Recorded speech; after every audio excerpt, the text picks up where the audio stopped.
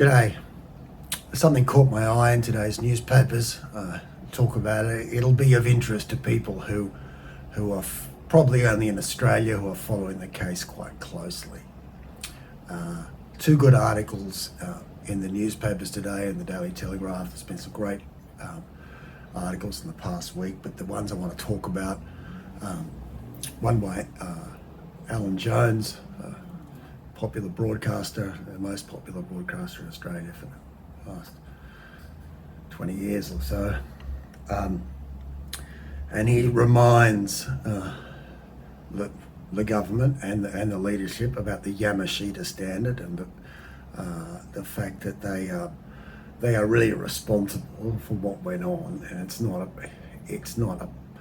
not appropriate for them to just blame a few people at the bottom. And they know that, and I think that's why they've stage managed this whole Brereton thing, to try to protect themselves. Another article which says the same things, tensions arising for the General Campbell to resign. And I think that's right, by someone called Claire Armstrong. Good article. Now, something caught my eye at the very end of that article. There's a quotation from a guy called Neil James. Now, Neil James is he's a member of, I think he's a leader of something called the Australian Defence Association, which is a bit like a union. And he's a good guy. I mean, he has been helpful to me. I think he's made public statements that the prosecution of Bernard Cleary is not in the public interest, etc. So I've got time for Neil James. One thing he did in particular was that when the SAS soldier cut the hand off the dead Taliban, and the minister went into an absolute hysterical fit about it publicly, and also said the Chief of the Defence Force, David Hurley, is also crying about it. Neil James publicly said, actually, let's keep it in perspective, the Taliban could cut your head off while you're still alive. And there was every reason to believe that this guy was doing it to actually see the fingerprints. So Neil James has said a few good things, but today he says something quite interesting. He says he supports the leadership very much in relation to the Brereton inquiry. But what he doesn't declare, and I'm afraid, Neil, good bloke as you are, you need to declare this, is that he is probably the best friend, or if not, I think he probably is the best friend, of a guy called General David Hurley, who was the Chief of the Defence Force at that time. So Neil James is quoted as being part of, from the Australian Defence Association, but it's important to remember that when he says the leadership have got nothing to blame, his best mate, who he went to Duntroon with from day one, when Hurley was appointed the Governor General, they got a quote from Neil James saying what a fantastic guy he was.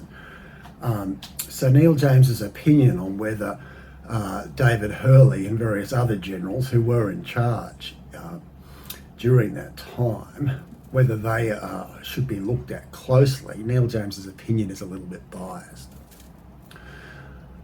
You need to know that, and Neil, you need to declare that.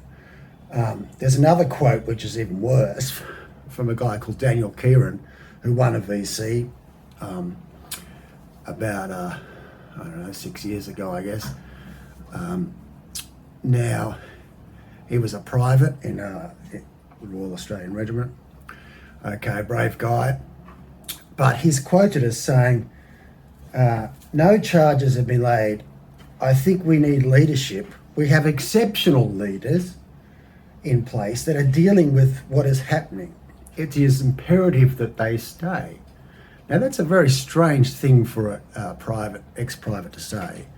Anyone that's been in the military knows if your private soldiers start saying the leadership is exceptional, they need to stay, they're either suffering from heat exhaustion or that you need to drug test them.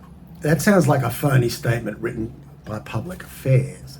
I mean, he might have signed off on it, but the suspicious thing about Daniel Keighran is that his book about winning the VC and life afterwards was released a couple of weeks before the Brereton inquiry, and it suggested then that that was probably ghost-written by the Defence Department, and in order to sort of chase, take the heat off the Brereton and show this sort of likeable sort of soldier. And now he's come out with this quote saying the leadership is exceptional, we don't need a change. Not that he would really have any strategic knowledge, so it's particularly strange, but that seems to confirm to me that that's some sort of an information operation.